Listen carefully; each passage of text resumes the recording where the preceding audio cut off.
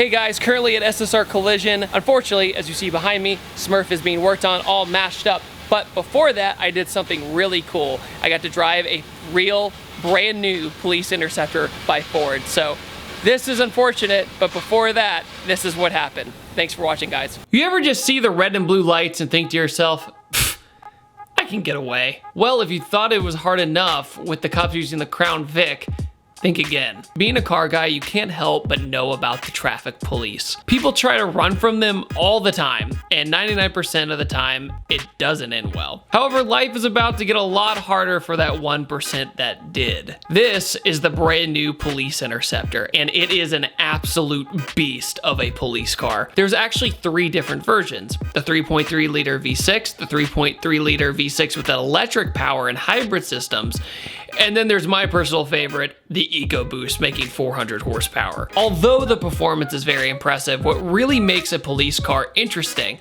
are the little thoughtful details. Inside the car, behind the driver and passenger seats, are anti-stab plates for if a bad guy sneaks something into the car. Without those plates, it could end up a very bad day. The rear of the car has a crash rating of 75 miles an hour. So if the cop is sitting on the side of the road during a traffic stop, the police officer should have none to minor injuries. And also for the battery, for the hybrid system, it's actually integrated into the chassis rather than taking up space in the trunk. Therefore, they can put a lot more equipment in the trunk for their day-to-day patrols. Police officers, when they have to chase somebody on foot, tend to fling the door open. So after the police officer bolts out of the car, he doesn't need to worry about the door being damaged. This is because they have reinforcing straps to keep the wear down on the hinges itself. There's also ballistic options for the doors to help with extra protection.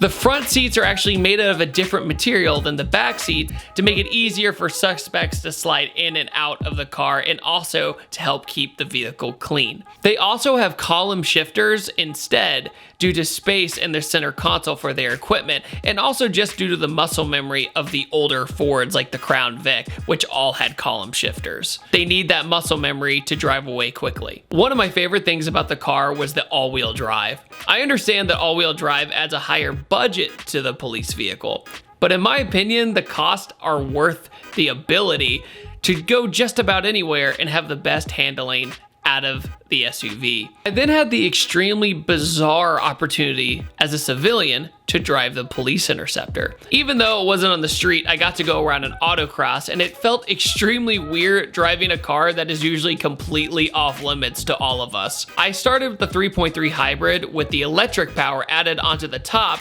pushing around 313 horsepower. All right, let's do it.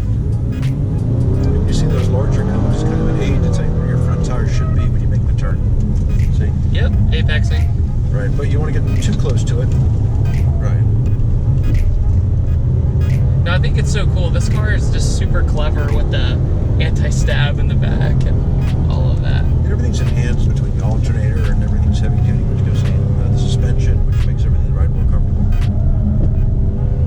Right or left? I'm going to tell you right now, right. And these are some hairpin turns coming up here. If you notice, the RPM stays high. Do you notice that? Yeah, it has a rev hang on it, so you keep it in the power. Exactly, which is good for pursuits for the officer. Yeah, the Edge ST did the same thing.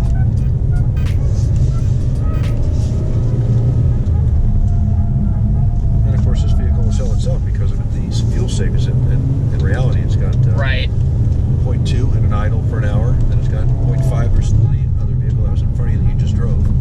And most officers on a standard shift idle for 6 hours in an 8-hour shift traditionally. All right, awesome. Thank you so much. Okay, Appreciate your time. Sure. Even the 3.3 hybrid would kick the crap out of the Crown Vic, but then I moved on to the EcoBoost and was unsure of just how different it would be. The EcoBoost was an absolute beast, and the handling overall was impressive for the weight you are tossing around. Whoa, what a difference, man. Unbelievable. Brakes. We're good. Use the brakes. Very good. Straight away here. Off you go. It's got a good pull, good torque. Very, yeah, unbelievably different. Wow. You hear downshift for it. Yeah, so the shift points are also changed, right? Brakes. Well, automatics always adjust to what you're doing. Steady, Steady, steady. Wait, wait, wait. Left. Really good turn in. The ecoboost was an absolute beast, and the handling overall was impressive for the weight you are tossing around. Without the all-wheel drive, there is no way I would have felt this way about this SUV. I turned in a little too quick for one turn to see how bad it would understeer and found the limit. But of course, that was due to my sloppy driving. Yeah, straight here, 9 and 3. Way left. Way right. Harder right. Harder left. There you go. And brake hard.